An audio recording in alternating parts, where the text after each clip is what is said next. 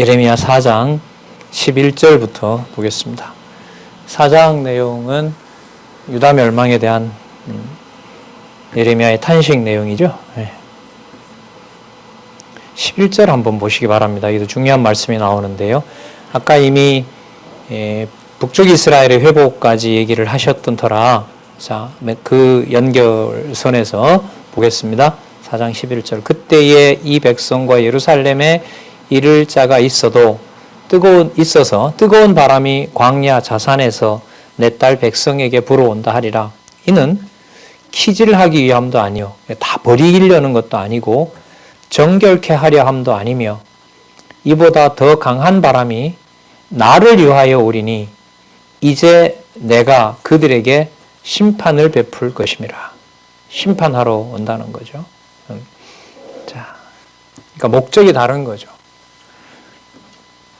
대적이 와서 뽑으려고 온다. 이 상황도 편한 상황은 아닌데 그 목적이 바로 나중에 이제 회복하지만은 내가 심판한다는 걸 알려준다는 겁니다.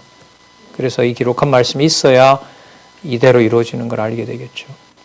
그래서 13절에 보면 우리에게 화 있도다, 우리는 멸망하였도다 라는 소리를 하게 된다는 겁니다.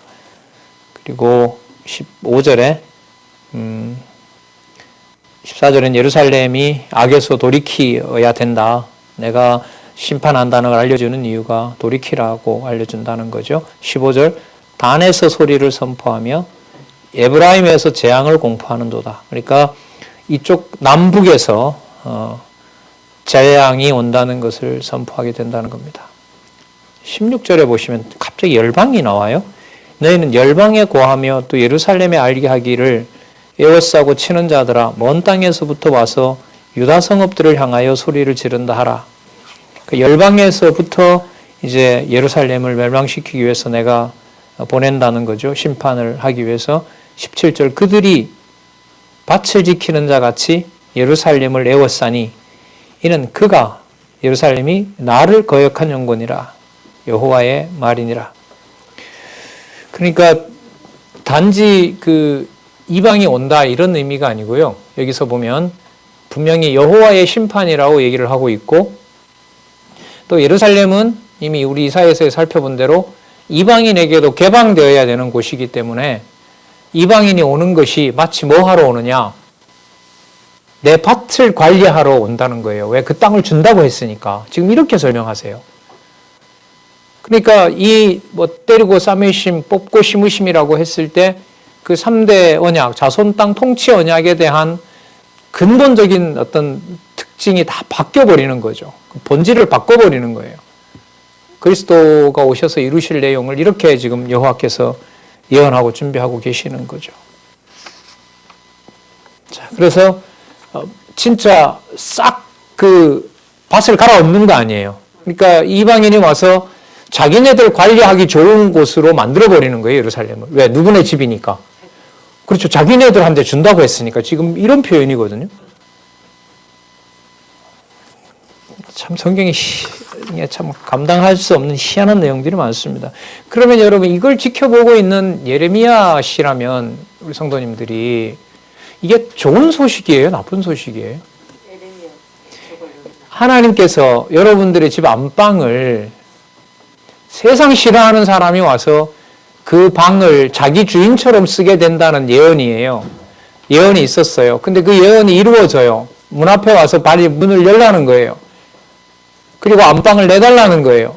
왜? 저 집을 내가 써야 되겠다는 게 약속되어 있다는 거예요. 여러분 참기 힘들어요? 어려워요?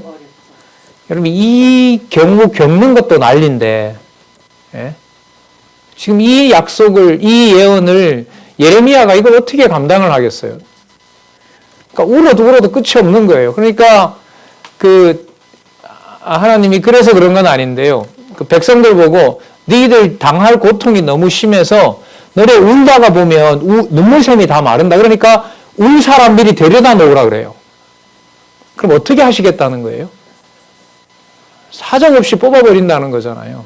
근데 그 과정이 무슨 과정이냐면 남은 자가 돌아오고 열방이 와서 예루살렘을 자기네들 제단과 안방처럼 쓴다는 거예요. 그래서 여러분 아까 우리 북한 성도들 소원을 얘기를 했지만은 예루살렘에 가서 고맙다고 인사는 한 번은 해야 돼요. 당신들이 뭐 하는 바람에 그리스도를 죽였기 때문에 작성되어 있는 일이지만 그 덕에 극동에 있는 이 조그만한 나라가 복음을 듣게 됐다. 이 말을 하고 싶은 거예요, 그 사람들은. 어쨌든 우리는 이 성경 개론이 히브리어로 이스라엘어로 지금 번역이 됐거든요. 뭐 가져갔다 그래요. 그 도서관에 그 이스라엘은 종교 서적은 공짜로 배포합니다. 다 선교 차원에서. 특히 기독교 책은 돈 주고 사볼 리가 없으니까요. 그냥 어떤 교회에다가 묻어 놓는데요. 쌓아놓고 도서관 서점에다 놓으면 필요한 사람들이 가져간대요. 그냥 누가 가져간지 알 수가 없는 겁니다. 19절 보시기 바랍니다. 예레미야가 이제 이 사실을 듣고요. 슬프고 아프다. 아프네요, 진짜. 내 마음속이 아프고 내 마음이 답답하여 잠잠할 수가 없으니 이는 나의 심령 내가 나팔 소리와 전쟁의 경보를 들음이로다. 예. 20절 볼까요? 패망에 패망이 연속하여. 그러면 한 번 망하는 거예요? 여러 번 망하는 거예요? 이게 1차, 2차, 3차 침략인 거예요. 그러면서 나의 천막, 당신이 살던 이 고향 땅이, 고향 땅이 아니죠. 이 사람은 베냐민 지파니까요. 그렇게 늘 동경하던 예루살렘이 망하는 겁니다. 천막은 찢어지고 휘장도 찢어지고. 자, 21절 볼까요? 내가 저 기호를 보며 나팔 소리를 듣기를 어느 때까지 할꼬. 22절 내 백성은 나를 알지 못하는 우준한 자요 지각이 없는 미련한 자. 이거는 하나님의 심정하고 일치시켜 버리는 거예요. 그 예레미야하고. 예. 결코 돌아올 수 없는 길을 지금 가고 있기 때문에 악을 행하기에 지각이 있으나 선을 행하기에는 무지하도다. 23절 내가 땅을 본즉 혼돈하고 공허하며 하늘들을 우러든즉 거기 빛이 없으며 내가 산들을 본즉 다 진동하여 작은 산들이 요동하며 내가 본즉 사람이 없으며 공중의 새가 다 날아갔으며 26절 내가 본즉 좋은 땅이 황무지가 되었으며 그 모든 성읍이 여호와 앞 그 맹렬한 진노 앞에 무너졌다. 그 일이 예레미야가 좋은 일이다 나쁜 일이다 말 함부로 못하죠. 못하게 하죠. 하나님이 정해놓으신 이 일을. 자, 그 말이 그 다음에 나옵니다. 왜 울지 못하느냐 함부로 말을 못하느냐. 27절부터 보시기 바랍니다. 이는 여호와의 말씀이 이 온 땅이 황폐할 것이나 내가 여호와죠 진멸하지는 아니할 것이며. 아까 이미 약속되어 있었잖아요. 그런데 진멸하지는 않는데 지금 일어나는 형태는 전부 뭐 하는 것처럼 보여요? 예, 진멸하는 것처럼 보여요. 그래서 다 끝났다는 말이 튀어나올 수밖에 없어요. 예. 그래서 나중에 예수님 오실 때 믿는 자를 보겠느냐 그러죠. 여기에 무슨 신이 있느냐. 사람이 사람을 만들어내고 공장처럼 찍어내고 로봇을 만들고 사람 수명을 연장할 수 있고 모르죠. 예수님의 천년왕국이 올 때까지 발전한 과학기술을 아마 사단은 무드셀라와 같이 그렇게 1000년을 약속할런지도 몰라요. 예. 뭐 기계가 무슨 수명이 있나요? 앞으로 좋아지는 기계가? 계속해서 요즘 말로 업그레이드하면 영원히 살 수 있는 거죠. 이게 지금 사람인지 기계인지 짐승인지 구분이 안 되도록 얼마든지 사단은 유혹할 수 있죠. 봐라. 처음서부터 끝까지 여호와라는 존재가 필요하냐 안 하냐. 이래도 여호와가 있다고 믿느냐? 이걸 들으미는 게 지금 진화론 아니에요. 이 원로의 신입부 강의 여러분들 들어보셨잖아요. 세계의 석학들이 죽으면서 꼭 한마디씩 하고 가죠. 성경은 진리가 아니다. 신은 없다. 그렇게 한마디씩 하고 가게 하잖아요. 그 말이 맞아요. 지금 그 얘기는 2700년 전에 2600년 전에 벌써 누구도 1500년 동안 여호와를 믿어왔던 자도 그 입에서 튀어나오는데 뭐 우리가 언제 배웠다고 그 말을 못하겠어요. 그렇게 단단해도 그냥 싹 뽑아버리니까 이런 지경에 여호와가 어디 있냐고 유대인들도 그렇게 함부로 말을 하는데. 그러니까 여러분 믿어지게 하는 게 진짜 고맙죠. 내가 믿는다고 해야 될까요? 믿어지게 제발 해주세요라고 할까요? 진짜 그런 경우가 안 나올 수가 없어요. 진짜. 볼까요? 28절 이로 인하여 땅이 슬퍼할 것이며 위의 하늘이 흑암할 것이라 내가 이미 말하였으며 뭐하였다? 작정하였고 후회하지 아니하였은즉 또한 뭐하지 않는다? 돌이키지 않는다. 돌이키지 않는다. 이거 내가 한 내 작품이다. 내 작품이다. 이걸 예레미야에게 깨닫게 하는 겁니다. 그래서 유다는 반드시 뭐하고 망하고 내가 그리는 작정되어 있는 일이 앞으로 일어나게 된다. 그래 유다 모든 성읍이 패망한다고 나오죠. 29절에서부터 31절. 아무리 단장을 하고 아무리 이쁘게 만들어서 이방에 구애를 해봐라. 구할 수 있는가? 구할 수 없다. 네. 30절. 멸망을 당한 자여 내가 어떻게 하려느냐. 내가 붉은 옷을 입고 금장식으로 단장하고 눈화장을 하고 하지만 그 화장한 것이 헛된 일이라. 여인들이 너를 멸시하며 내 생명을 찾느니라. 내가 소리를 들은 즉 여인의 해산하는 소리 같고 초산하는 자의 고통하는 소리 같으니 이는 딸 시온의 소리라. 그가 헐떡이며 그 손을 펴고 이르기를 내게 화가 있도다. 살육하는지라여 나의 심령이 피곤하다도다. 그렇게 있고 애굽에 손을 벌려서 이방신도 같이 섬기자고 했는데 그들이 우상을 숨기던 그 환호하던 소리가 이제는 무슨 소리로 변한다? 곡소리로 변한다. 그러나 우리 지금까지 4장까지만 오더라도 분명한 사실은 이사야서에서 말씀하셨던 때리고 싸매시는 것을 배제하면 연결이 된다 안 된다? 안 된다는 거죠. 그건 아주 중요한 부분이에요. 그리고 아까 이미 약속을 예언하고 있고요. 그래서 전체적인 맥락은 지금 이게 뭐에 해당하냐면 뽑으심에 해당하는 거예요. 근데 그 뽑으심이라는 것이 우리가 뭔가 싹 없애는 그런 방식의 뽑으심이 성경을 보면 볼수록 그런 것이 아니다. 우리가 짐작하는 그런 뽑으심이 아니다라는 거죠.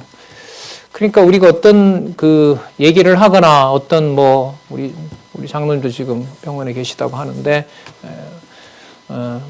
우리 어쨌든 복지관에 많은 어른들이 아프시고 또 일부 하늘나라 가신 분도 있고 한데 참 이 건물에 이렇게 뭐 여기 공부하는 공간을 저한테 주셔서 저도 있습니다만은 좀 이런 좀 힘든 또 슬픈 일을 볼 때마다 참 정신을 많이 가다듬게 돼요. 참 감사한 거죠. 그런 면에서 이런 공간에서 그리고 말씀으로 견디는 어떤 한 현장을 보는 것 같아서요.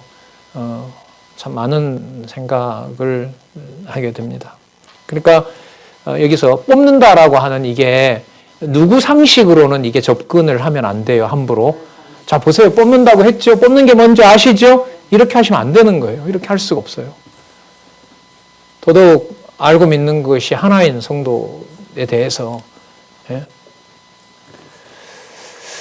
자, 볼까요? 31절 했죠? 31절 중간에 그 손을 펴고 이르기를 내게 화 있도다. 살육하는 자를 인하여 나의 심령이 피곤하다. 그래서 아까 여러분 망하고 또 망한다 그랬죠?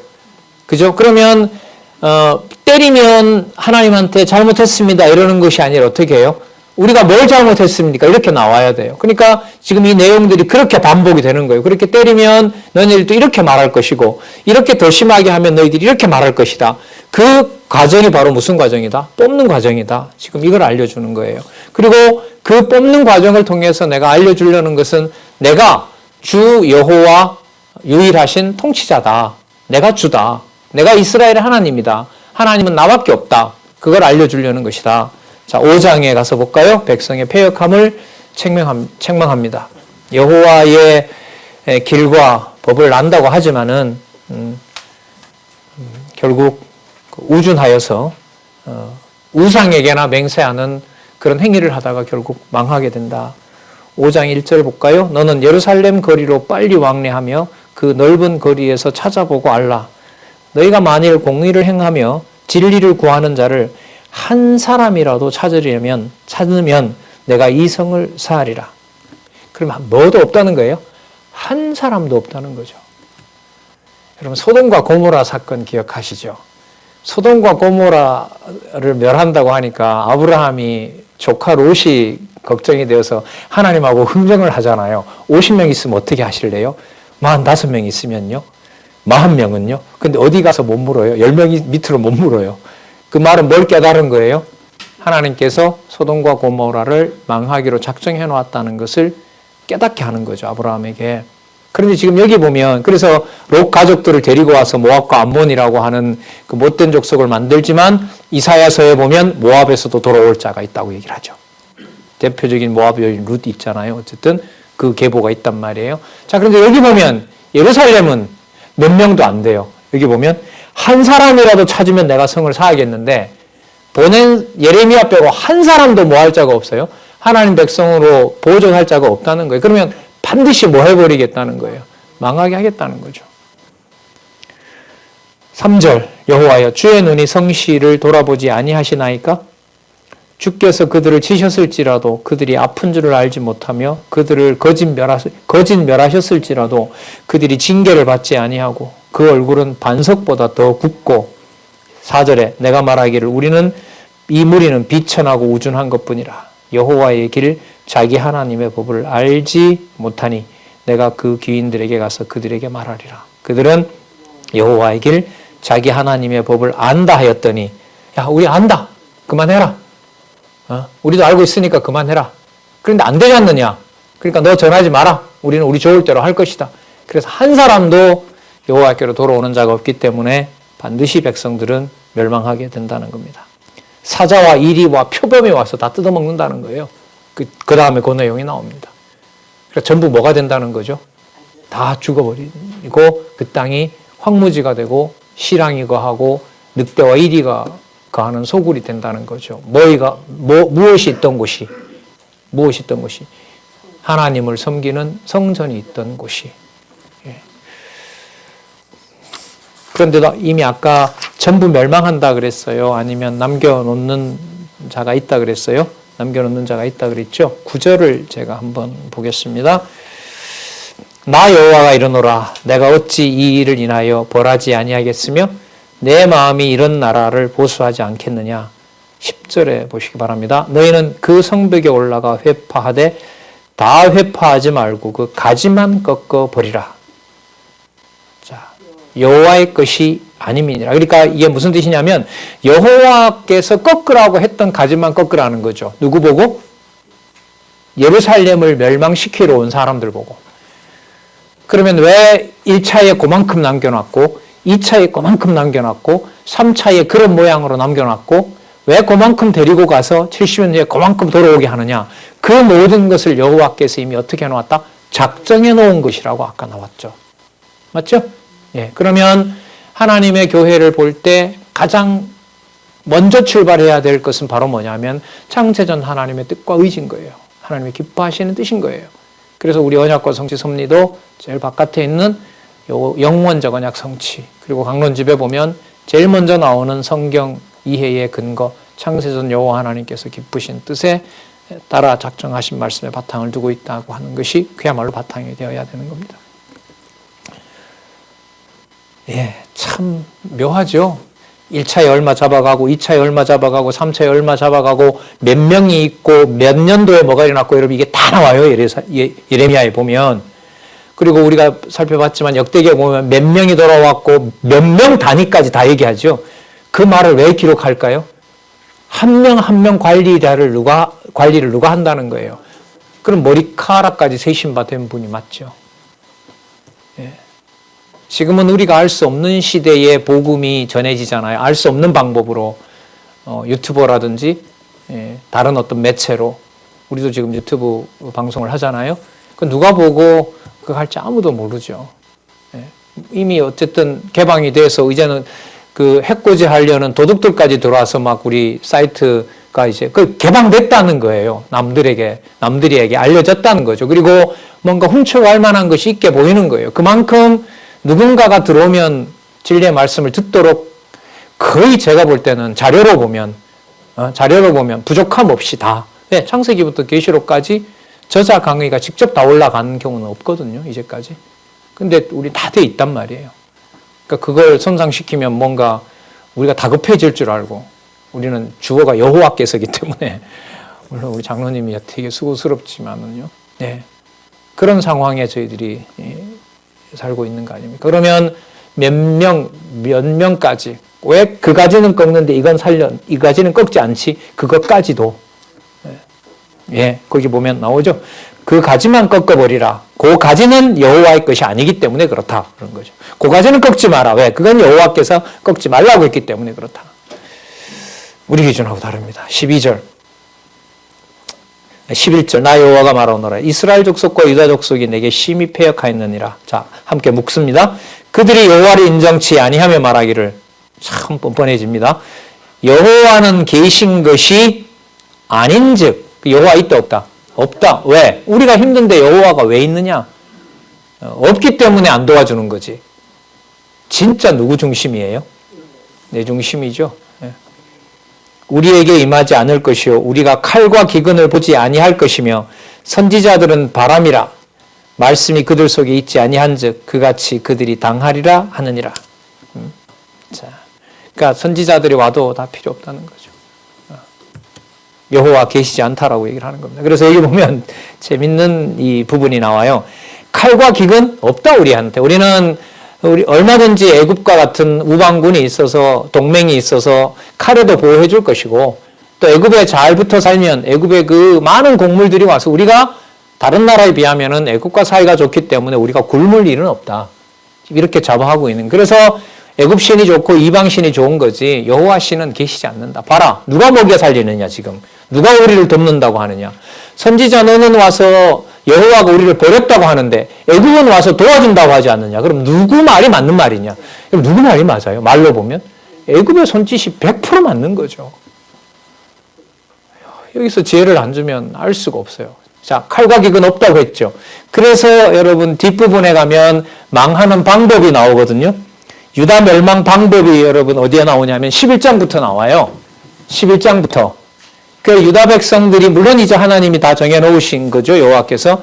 우리는 칼과 기근 맞을 일이 없다라고 얘기를 하잖아요. 그러니까 11장부터 여호와께서 멸망 방법을 뭐라고 얘기를 하시냐면 칼과 기근과 연병에 망한다 이렇게 얘기를 합니다. 그렇게 연결이 다 돼요. 칼 기근 없다. 아니 있다. 그래서 앞으로 너네들이 칼에 죽고 칼에 죽어서 남은 자는 기근으로 죽고 기근으로 죽어서 허덕이는 자들은 면병에 죽는다. 이게 11장에서부터 20장까지입니다. 무섭죠. 여호와께서 섭리하시는 게. 근데 그렇게만도 할 수 없는 게 본문을 따라가면 단지 이걸 뭐하고 다 하고 무섭다고만 말할 수가 없는 거예요. 목적이 여호와 하나님의 살아계신 증거에 초점을 맞추어서 예레미야를 보낸 거기 때문에 그러니까 말씀을 가까이 볼 수 있는 것밖에 지금으로서는 더 좋은 게 없어요. 어떤 권사님이 좀 안정돼서 그냥 진짜 죽는 날까지 여기서 말씀 이런데 뭐 저도 할 뿐만 아니라 저도 나중에 들을 시간이 올 수도 있잖아요. 누군가 강의를 하면 겨우 걷고 나와서 성경신학을 전하는 누군가의 강의를 저도 들을 수 있잖아요. 그런 선배의 바람처럼 저도 이제 그런 소망이 생기는 거죠. 그동안 열심히 들어놨다가 잘 보이지도 않고 이럴 때 그냥 듣기만 해도 아 그렇지 저 말씀이 있었지. 그냥 상상만 해도 되게 행복할 것 같아요.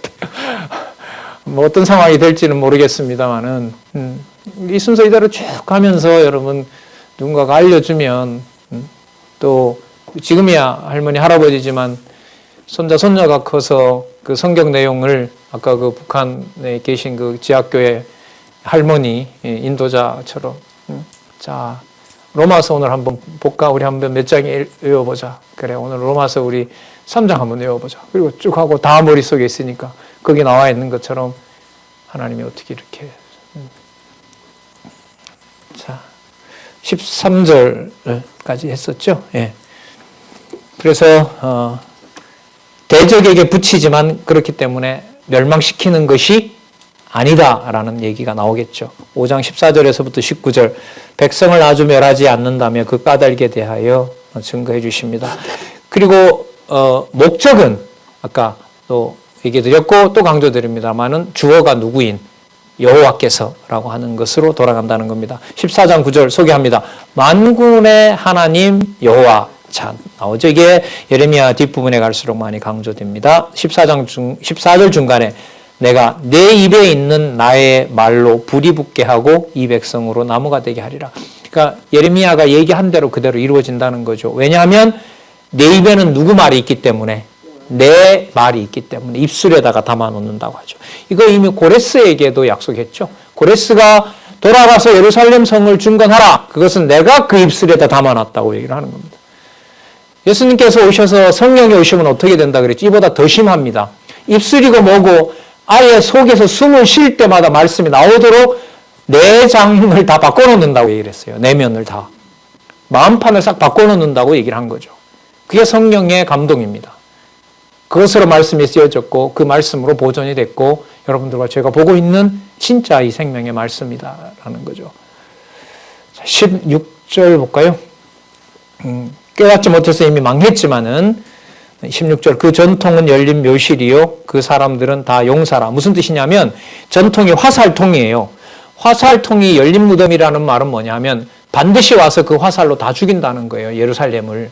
그리고 그 사람들은 다 뭐예요? 용사예요. 화살을 쏘는데 빗나가는 게 없어요. 다 그 화살에 맞아서 예루살렘 사람들이 죽는다는 거예요. 전부 다 죽이려고요? 자, 아니요. 17절 끝에 보면 내가 의뢰하는 견고한 성들을 칼로 파멸하리라. 자, 18절부터 보시기 바랍니다. 나 여호와가 말하노라. 그때에도 내가 너희를 뭐하지 않는다? 진멸치는 아니하니라. 그 상황은 뭐하는 상황인데? 진멸하는 상황인데 그걸 여호와께서 예레미야로 하여금 뭐하는 게 아니다? 진멸하는 게 아니다. 청소를 좀 과하게 한다. 왜?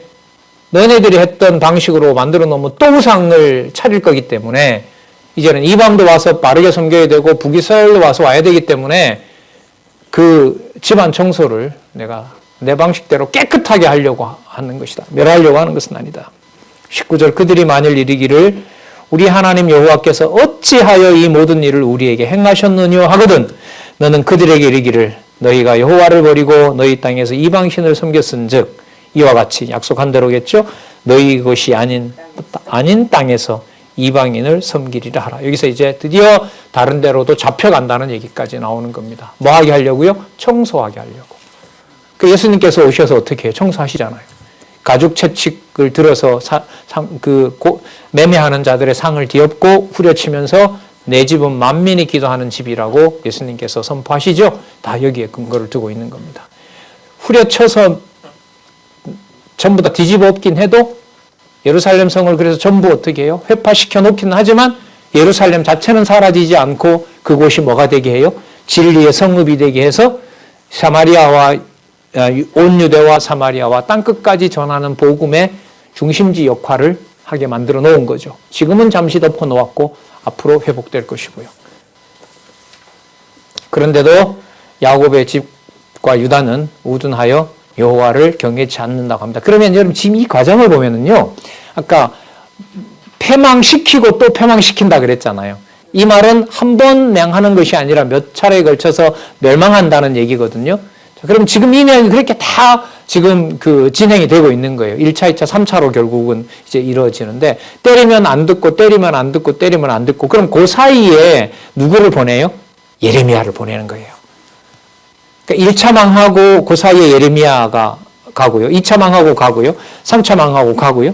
에스겔도 그 사이에 보내고요. 다니엘은 잡혀가서 보내고요. 이사야는 먼 옛날부터 보내고 그러니까 뽑고 싶는 상황 속에서 선지자를 안 보내면 그 상황을 누가 하는지 몰라요. 여호와가 하시는 줄은 모르는 거예요. 그런데 우리가 원하는 건 뭐냐면 기왕 심으실 바에야 뽑지 말았으면 좋겠고 싸매실 바에야 때리지 말았으면 좋은 거예요. 우리 생각은 그래요. 우리가 원하는 것은. 근데 여호와께서는 당신을 알려주는 것이 목적이기 때문에 때리고 싸매는 과정을 통해서 그 일이 있기 전에 선지자를 보내요. 그럼 우리는 선지자를 보내는 것이 아니라 바벨론 제국보다가 강한 왕이 와서 막아주면 좋죠. 그래서 아예 뭐 하지 않도록 때리지 않도록 해주면 좋겠죠. 근데 여호와는 그게 아니에요. 여호와께서 약속하시는 다음의 나라는 진리와 명철이 함께 해야 되기 때문에 망하기 전에 고레스를 보내는 게 아니라 망한 후에 회복할 때 보내지 그때마다 보내는 것은 튼튼한 강한 왕이 아니라 여호와가 살아계신 것을 알려주는 누구를 보내요? 선지자를 보내요. 이게 선지자직이에요. 선지직이에요. 그래서 하나님의 교회는 세상살이처럼 아니면 세상살이보다가 더 험난할 수 있어요. 더 납득이 안 될 수 있어요. 그러나 지금 예레미야 선지자를 보내는 것처럼 그 사이사이에 하나님이 보내실 때가 되면 뭘 듣게 한다는 거예요? 하나님 말씀을 듣게 한다는 거예요.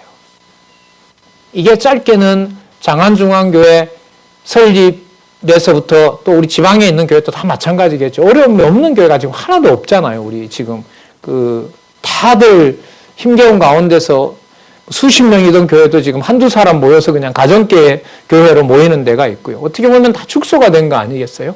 그런데 그 사이사이에 한 번도 뭐가 끊어진 적이 없었어요. 말씀이 끊어진 적이 없었죠. 과거에 뭐 엄청나게 인원도 많았던 400~500명 모였었던 행사부터 해서 수십 명 모이고 100여 명 모이는 행사까지 계속해서 하나님 살아계신 것을 함께 할 수 있도록 하나님 허락해 주신 거죠. 그러면 예레미야서에 또 이사야서에 얘기했던 때리고 싸매심, 뽑고 심으심에서 핵심이 누구 알려주는? 여호와를 알려주는 일은 계속해서 일어났다는 겁니다. 그 일을 하시려고 그리스도가 준비되어 있고 그리스도는 그 일을 본인이 없어도 보혜사 성령을 통해서 확증한다는 것을 알려주기 위해서 약속하셨고 그 기록이 요한계시록까지 기록이 되어 있는 겁니다. 이게 여러분 진리예요. 이게 성경입니다. 이 맛을, 이 감각을 하나님이 떨어뜨리지 말았으면 좋겠어요. 연세가 드시면 입맛은 떨어진다 그러잖아요. 뭐가 맛있는 게 있냐고 하시는데 진리에 대한 감각은 하나님이 보존해 주셨으면 좋겠다. 이런 또 간절한 마음을 갖게 됩니다. 보겠습니다. 자, 망하고 망해야 되니까요. 망하게 한다 그러고 다시 싸매준다 그러고 또 뽑는다 그러고 다시 심어준다 그러고 그 사이에 가르치는 건 그거 전부 누가 한다? 내가 한다. 이게 이제 선지자 보내는 목적이에요. 20절 너는 이를 야곱 집에 선포하며 유다에 공포해라. 알려주라는 거죠. 21절 자, 망하는 것 자체가 나쁜 거 좋은 게 아닙니다. 망할 때 여호와께서 선지자를 보내느냐 보내지 않느냐 이게 좋고 나쁜 거예요. 그 말씀을 듣느냐 못 받느냐가 좋은 것과 나쁜 것의 기준으로 삼으시면 돼요. 간단하게 말씀드리면 우준하여 지각이 없으며 눈이 있어도 보지 못하며 귀가 있어도 듣지 못하는 백성이요. 그러면 귀, 눈 달라 많아. 왜? 기준이 뭐니까? 여호와의 말씀을 들을 수 있느냐 없느냐가 기준이니까. 자, 이를 들을지어다. 22절 여호와께서 말씀하시되 너희가 나를 두려워 아니하느냐? 내 앞에서 떨지 아니하느냐? 내가 모래를 두어 바다의 계한을 삼되 그것으로 영원한 계한을 삼고 지나치지 못하게 하였으므로 파도가 흉용하나 그것을 이기지 못하여 뛰노나 그것을 넘지 못하느니라. 그럼 요백이 했던 얘기하고 똑같아요. 야, 너 파도가 왜 거기까지 오는 줄 아느냐? 여러분 제 고향이 동해안이거든요. 진짜 백사장이 아름다워요. 근데 지난번에 가보니까 백사장이 없어요. 바다와 그 솔밭과 바다 사이에 한 10m 되는 모래밭이 1m도 안 남았어요. 그럼 생태계가 파괴돼서 그렇죠. 아니에요. 누가요? 여호와께서 그 경계를 그렇게 정해놨다. 그 경계를 허물고요. 많은 얼음이 녹게 해서 경계를 없애버리는 거예요. 그 솔밭도 없어지고 그걸 사람들이 이제 환경 파괴라고 하죠. 좀 여러분들과 저도 같이 웃었는데 이게 여호와께서 하시는 일이에요. 그걸 지금 예레미야한테 물어요. 하나님 왜 이렇게 복잡하게 때렸다가 싸맸다가 때렸다가 뽑았다가 심고 왜 이렇게 하십니까? 그럼 나도 한번 물어보자. 그럼 너가 그 파도가 그 모래사장 거기까지 오는지 네가 했냐? 할 말이 없어요. 할 말이 없어요. 이게 성령께서 우리의 입을 관리하는 거예요. 입 관리를 이렇게 하시는 거예요. 근심케 하시는 거예요. 누구 중심으로 함부로 말을 못하게 해요? 우리 중심으로 말을 못하게 해요. 이걸 요백에게 물었잖아요. 그런데 참 대답 잘하더라. 그럼 지금부터 내가 물어볼게. 너 하마의 그 꼬리부터 시작해서 하마 속에 있는 뼈가 몇 개인지 너 아냐? 어떻게 알아, 요비? 수십 가지 질문, 모르는 질문을 막 퍼부어 대잖아요. 그러니까 누가 알려주지 않고 누구 기준이 아니면 세상 만물을 모른다. 내가 알려주지 않고 내 기준으로 보지 않으면 볼 수가 없다. 그걸 누가 합니까? 그러니까 내가 가겠다. 누구예요? 메시아가. 이렇게 되는 거예요. 그리고 그 메시아가 오셔서 그걸 진짜 쏟아내시는 거죠. 3년 동안. 그리고 약속하시고 가셔서 전 세계가 알아듣도록 보혜사 성령께서 오셔서 기록된 말씀이 번역되면서 세계에 퍼지게 하는 거고요. 놀랍습니다. 이 성경의 보존 역사와 우리나라의 성경 번역된 역사와 여러분을 너무나 잘 아시는 성경 신학이 정립되어 왔던 한 40년의 역사를 돌아보시면, 그래서 작년에 19년도에 제가 어떤 환경이 있을 때 어떤 책이 나왔는지, 그래서 다 제가 그 역사를 살펴보고 싶어서 안내를 해드렸던 거예요. 그 책이 나올 수 없는 상황이었잖아요. 몇 권씩 나올 때마다 정기적으로 계속 이단 시비, 내부 분열, 큰 행사가 좋아지려고 하면 또 무슨 일, 계속해서 여호와 살아계신 증거를 보여준 역사입니다.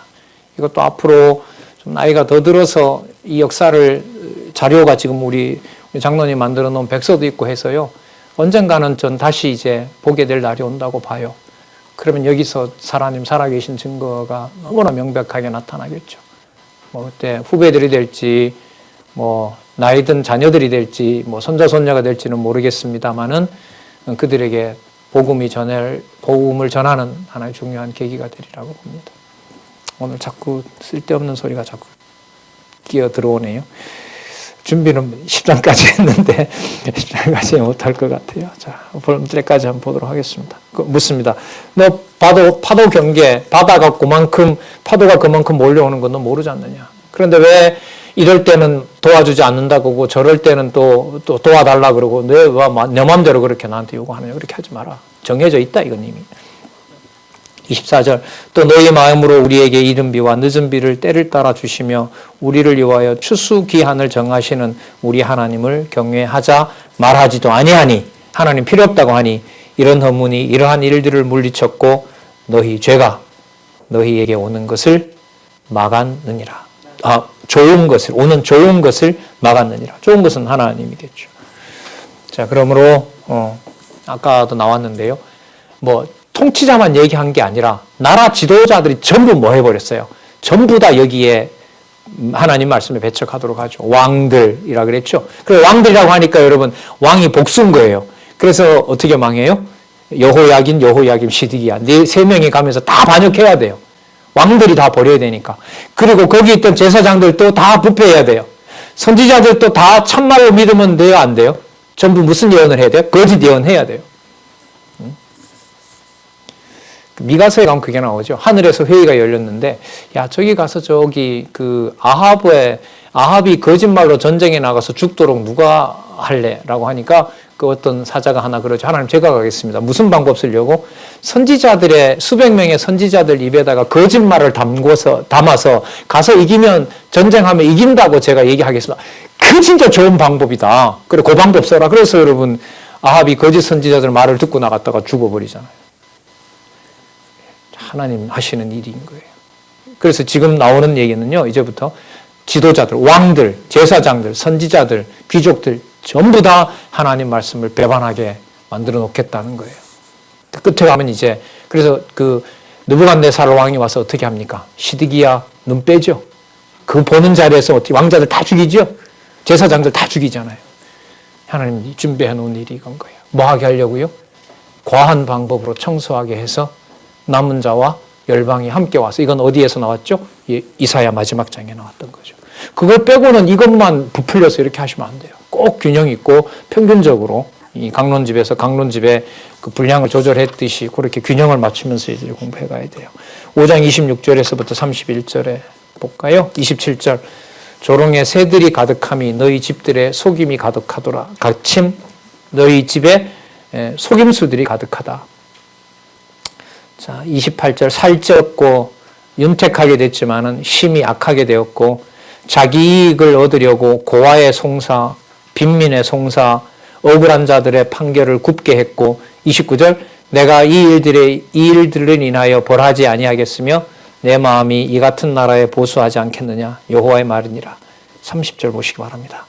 이 땅에 기괴하고 놀라운 일이 있도다. 뭔가 볼까요? 선지자들은 무엇을 예언하고 거짓을 예언하고, 제사장들은 자기 권력으로 다스리고, 자기 권력으로 다스린다는 말은 누구 권력을 실천하지 않는 거예요. 여호와 하나님께서 주신 그 의무를 다하지 않는 거죠. 또 내 백성은 그것을 뭐 해요? 좋게 여겨요. 그러니까 거짓 예언을 좋아하고 제사장이 여호와 섬기지 않고 지 맘대로 하는 것을 백성들은 잘한다고 박수치는 거죠. 이 정도 되면 끝난 거죠. 하나님 말씀 안 보내면 이렇게 되는 거예요. 들을 수 없게 하면 끝나버리는 거죠. 그래서 성령 시대에 성령께서 주관하시는 시대에 처음과 마지막 절대적인 건 하나밖에 없어요. 진리의 말씀을 들을 수 있도록 안내하는 자가 있고 그걸 먹는 자가 있느냐 없느냐 이것밖에 없어요. 그런데 우리 보면 거침없이 중단 없이 계속해서 지속적으로 되어 왔고 너무너무나 풍성한 모든 것이 마련되어 있는 겁니다. 아마 인간적으로 우리를 심판한다면 나중에 요셉이 심판할 겁니다. 왜요? 나는 하나님께서 7년 풍년과 흉년 속에서 애굽을 통치하고 이스라엘 백성들의 탈출을 준비하는 것도 나도 놀랐는데 물질적인 것도 아닌 이렇게 풍성한 것을 공짜로 어떤 수고도 없이 먹을 수 있도록 뭐 곡간으로 보면 어마어마한 곡간이죠. 수천 개의 강의가 들어있는 이 공간에 살면서 그래 배고프다 그러고 아쉽다 그러고 뭘 더 달라 그랬느냐? 아마 요셉이 와서 심판할 것 같아요. 그래도 뭐가 아쉽냐는 하고 요셉이 따지면 우리가 할 말이 없을 것 같아요. 그 정도로 풍요롭게 되어 있습니다. 지금 진짜 마음껏 와서 먹었으면 좋겠어요. 자, 6장에서부터 10장으로 갈 텐데요. 여기에 보면 자, 과하게 청소하신다 이런 표현을 쓸게요. 과할 정도로 이스라엘 남유다 백성이 받아들이지 못할 정도로 멸망한다라고 하는 것을 말씀해 주셨기 때문에 앞으로 그 과한 멸망은 받아내기 힘든 멸망은 반드시 뭐 해야 될까요? 이루어져야 돼요. 이루시는데 그 원인이 뭐냐 하면 죄악과 외식과 거짓과 우상으로 결국은 멸망당하도록 얘기하시는 거예요. 그러니까 이걸 다시 더한다는 말은 무슨 뜻이냐면 망하지 않을 수 없다라는 걸 확증하는 거예요. 확증하는 거예요. 네. 볼까요? 6장 죄악으로 인한 멸망을 예언합니다. 먼저 6장 1절에서부터 8절 예루살렘 멸망에 관한 예언과 악에 대한 권고를 증언합니다. 6장 1절에 보면요. 베냐민 자손들아 예루살렘 중에서 피난하라. 왜요? 예루살렘이 뭐 할 거니까? 망할 거니까. 징조인 거죠. 2절에 아름답고 묘한 딸 시온을 내가 멸절하리니 목자들이 그 무리 양을 몰고 와서 그 사면에 자기 장막을 치고 각기 처소에서 먹이리로다. 그러니까 목자는 외부에서 오는 대적들이죠. 그 대적들이 예루살렘에 풀을 먹이러 오는 거예요. 왜요? 황폐화 되니까. 그게 목초지가 될 거니까. 자, 그들이 또 와서 다 무너뜨리는 거죠. 대적들이. 6절에 나 만군의 여호와가 이같이 말하노라. 너희는 나무를 베어서 예루살렘을 향하여 흉벽을 쌓아라. 그 대적들 보고 여호와께서 하는 말씀인 거예요.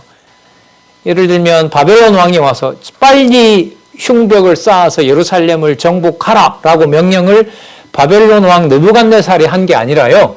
지금 여기에 보면 누가 그렇게 얘기했다는 거예요? 6절에 나 만군의 여호와가 하셨다는 거예요. 그럼 분명하죠.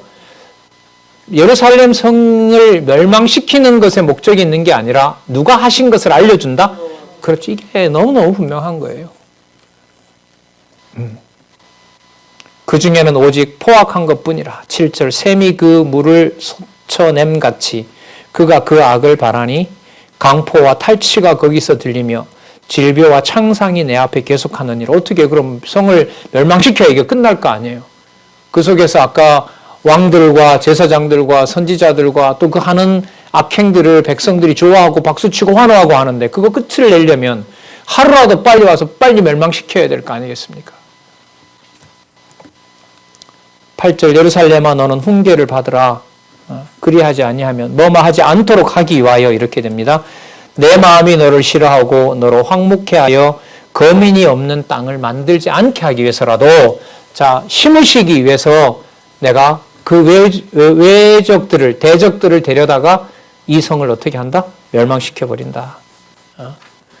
여러분 그러면 이 말을 전하는 예레미야의 이 말을 이 성은 들으면서도 받아들이면 될까요? 안 될까요?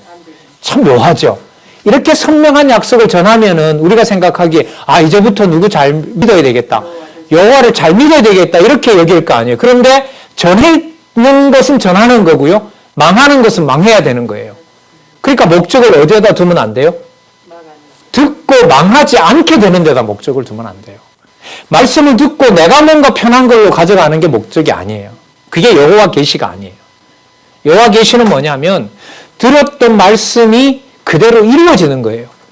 예루살렘의 멸망이 임박했다고 했고 멸망한 대로 멸망당해야 되는 거예요. 그런데 그 멸망당하는 것이 선지자를 보낸 목적이에요. 그러면 백성들은 거기서 멸망하지 않게 해달라고 해야 되는 것이 아니라 멸망당할 때도 여호와가 살아계신 것을 믿게 해주세요. 이렇게 나와야 돼요. 그게 바로 예레미야가 했던 기도예요. 하나님, 이런 상황에 하나님은 어디 계십니까? 이런 기도를 하는 거죠. 그 말은 지금 일어난 일을 누가 하신다는 전제를 가지고 얘기하는 거죠. 여호와께서 하신다는 전제를 가지고 말하는 거예요. 그게 믿어져야 돼요. 그게 우리 기도의 처음이고 마지막입니다. 하나님 왜 이렇게 꼭 이 방법으로? 그러면 계속해서 주어가 여호와로 남아 있게 되는 거죠. 그것을 말씀으로 공급받지 않으면은 우리 몸은 우리 좋을 대로 형성이 되어 있는 거기 때문에 고칠 방법이 없어요. 그러고 보면 선지자를 계속해서 보내면서도 좋은 소리 하는 것이 아니라 망한다는 소리를 수백 번 반복해 가는 것이 바로 하나님 살아계신 것을 알려주려는 데 목적이 있고, 그걸 우리 성경신학에서는 뭐라 그러죠? 여호와 계시, 이렇게 얘기하는 거예요. 계시지 않는 데가 없기 때문에 여호와 계시가 맞아요. 다 계시기 때문에, 망하는 현장에도 여호와가 계시기 때문에 성경 주제가 여호와, 보여주는 여호와 계시가 맞아요. 조금만 더 보도록 하겠습니다. 6절. 읽었네요. 자, 6장까지 조금 더 볼 수 있을 것 같아요. 6장 9절에서부터 15절에 보시면 남은 자를 구원하라며 멸망한다고 하신 언약을 예언합니다.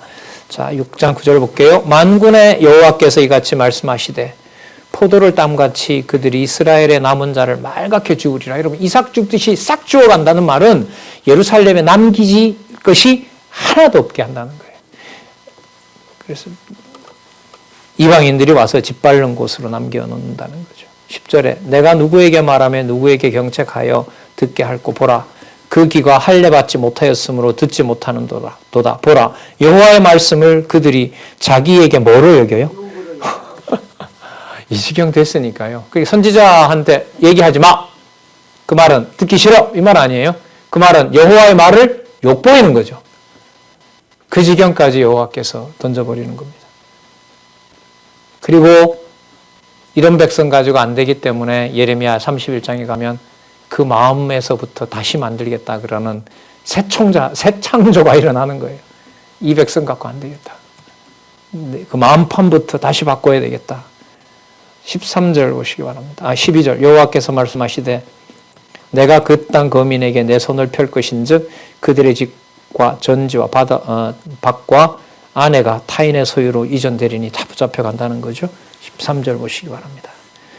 이는 그들이 가장 작은 자로부터 큰 자까지 다 탐람하여 선지자로부터 제사장까지 다 거짓을 행함이니라. 그러니까 뭐 할 수밖에 없어요? 멸망할 수밖에 없어요. 지금 뭐 하고 계세요? 전부 죄악이라고 정죄해버리잖아요. 14절. 그들이 그 백성의 상처를 심상히 정성 없이 고쳐주며 말하기를, 여기서 여러분 그들이라는 말은 선지자와 제사장들을 얘기를 하는 거예요. 지금 바벨론이 눈앞에 왔잖아요. 제사장 어떻게 하면 좋아요, 제사장님? 걱정하지 마라. 우리 이름이 예루살렘 아니냐. 그러니까 좀 기다리면 애굽이 와서 뭐 해준다? 도와준다. 그러니까 평강이 다시 돌아온다. 거짓말이죠. 근데 그 말이 듣기가 좋지요. 예레미야가 와서 뭐 한다는 말보다, 망한다는 말보다.